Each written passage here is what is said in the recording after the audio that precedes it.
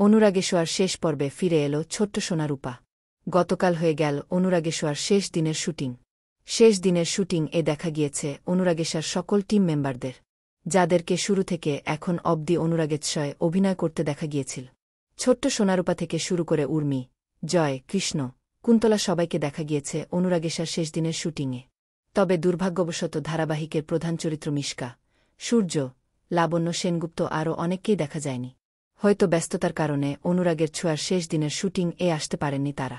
তবে অনুরাগের ছোঁয়ার শেষ হয়ে যাওয়ায় সেখানে সোনারূপা সহ সবাই আসলে ধারাবাহিকের শেষ শুটিং হওয়ায় কান্নায় ভেঙে পড়ে দীপা এবং ছোট্ট সোনারূপা।